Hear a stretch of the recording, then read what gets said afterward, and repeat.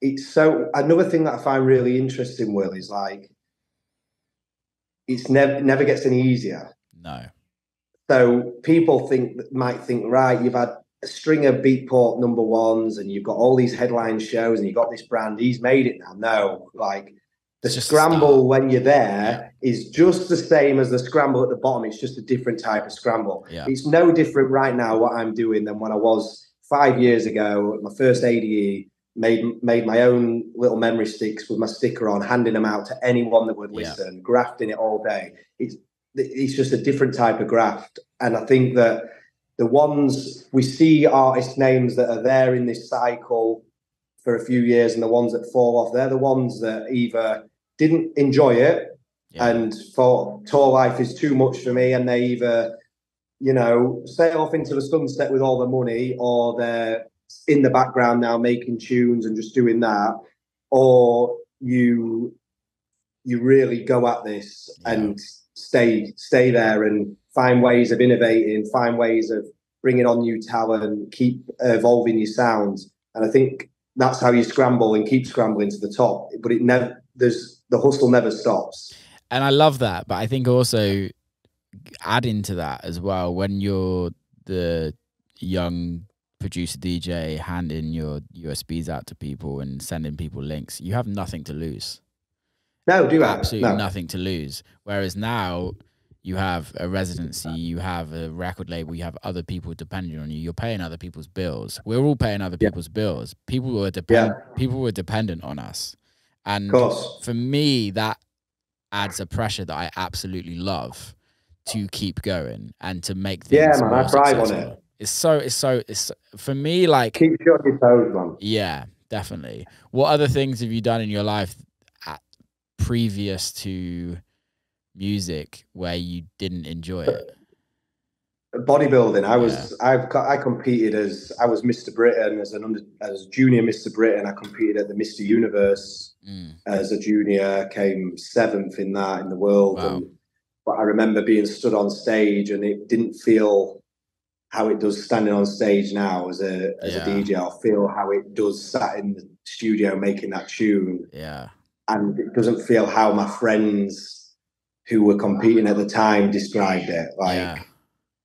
So there was almost like that hollow feeling at the end of like achieving. I've got these trophies and that, and I'm like, oh, this isn't for me. Like, I need to go back to music, because I did produce music at school. It was hip hop. Yeah.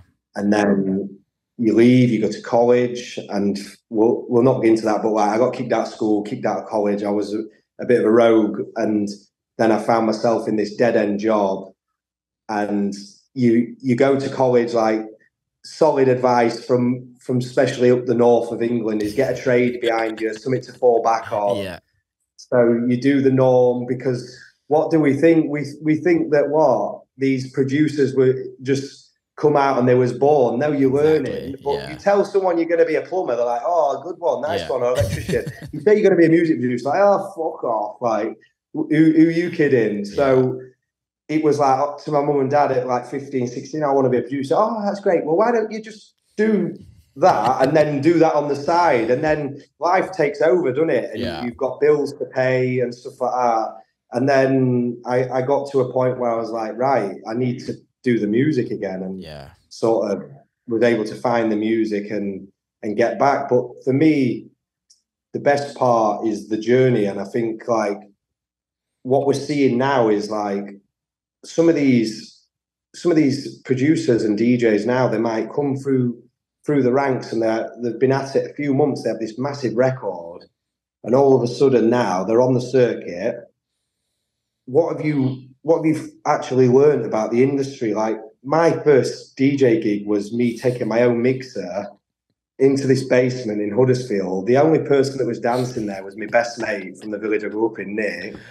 But I wouldn't change it for the world, Will. But I mean, what can you learn if you now have one big record and you're all of a sudden immersed in this industry where you're playing all these shows? I think this is why we're seeing the mental health talked about a lot, and people can't cope with the pressure and that. It's like you have to work yourself to a point to be able to deal with this pressure and the hard work that comes with it. Do you know what I mean? Yeah, I've had some people on the podcast that I don't want to. I'm sure people can work it out, but I Yeah. spoke to them on here, some people, and where they had like UK number ones as their like third record. And Yeah, crazy. And you're like, yeah, I respect it, like fair play, like I'm happy for you, but I haven't had a hit record in my career from as a hit record as that of that of that high up in or generally I've had big records, but I haven't had a hit record. And as much as I'd love a hit record now, it'd be fucking great for my career, but like I'm glad I haven't to a certain extent. Definitely. I hear you on that, man. Because you build a solid foundation that way. Yeah. I think a hit record is almost false economy. Yeah. And you speak to anyone that's had it, like, it's weird because this just human nature in general. Like, the ones that haven't had a hit record are yearning for one, and the ones that had it wish they never had it. Totally. But I think that is the case of human nature in general, but it does encourage a very tricky fan base that have got, you know, potentially a short attention span that are coming just for that record. And as an artist and a DJ, that's the last thing you want. And the more they request that record, there's a party of it, the more you don't want to give them it. Yeah, I mean? It's really interesting though, because I think there's levels of hit records that certain artists have that gives them the platform to grow from it. However, if they didn't initially have a foundation, then you're kind of fucked. Yeah, definitely, man. You need that injection. You need that injection. Like a good solid rise. But I think like a career should always be rising, and then every now and then, boom, it has a lift. Rise, boom. That is the healthiest way of building this sort of movement.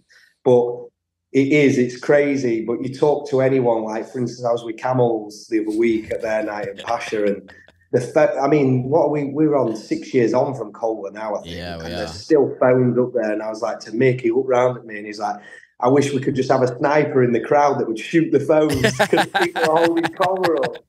And but you know, look at what it did for them. This is the thing. It was crazy. I mean, that was a monster of a record, and it elevated everything, and they've been able to build away from it and do their thing. But that's what it requires. It takes time to build away from it. But yeah, it's a good problem to have, isn't it? Oh, mate, it's an amazing problem. Like, let's say, for instance, Jamie Jones' "Hungry for the Power" remix. Yeah. Like, for me, that was, I know Jamie's had huge records, but like for me, that was the iconic kind of switch for him with the Hot Creations as well. But like, look what that record has grown into in the grand scheme of things. Again, Cola's an amazing example. But then there's also the difference between all of those is they all had a foundation. The Camel Boys were building they were doing Camel Fat for 5-6 years before that, and before that they all had a career before as well. And I think it's like that makes a big difference. Yeah, and I've seen it with you growing a foundation and being organic and growing it from the get-go. Is like, if I know you had success, I know like you had successful records that kind of grew, but like they weren't hits, what we would class as hits.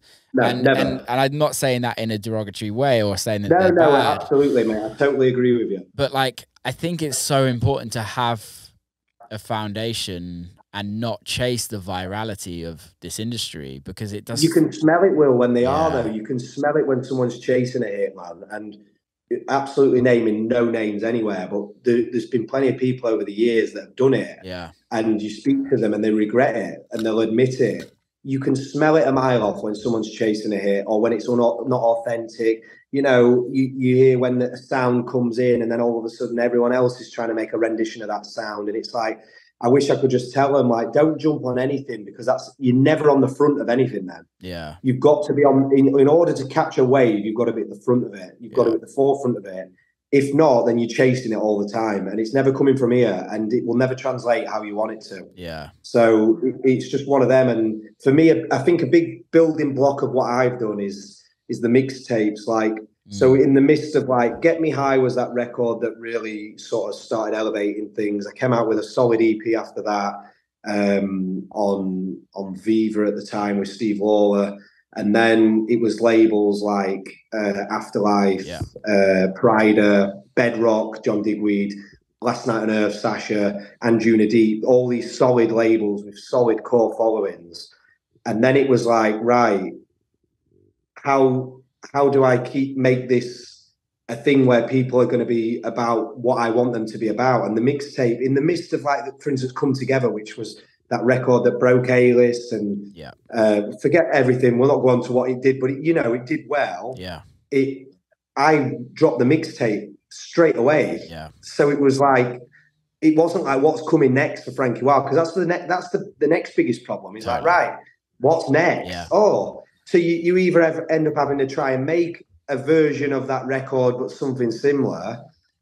You're stuck in between a rock and a hard place there, mate. But I instantly just took them away from it. I mean, in fact, even on the day of the release of Come Together, I released on Afterlife. So it was like, boom, have that. Do you know what I mean? Yeah. This is what I'm giving you. Here's a 90s influence piano breakbeat record, but here's a super melodic record on Afterlife. Yeah. And I think that was me setting my stall out, because you can go like that with a sound, but I've come out with like melodic breaks, tribal, deep Afro tech, progressive house, melodic techno. Like, so for me, that was me setting my stall out, because if you come and listen to a set of mine, especially an all night long set, it's getting built from 118 BPM, and we go right through the genres till we can almost end up at techno at 133, 134.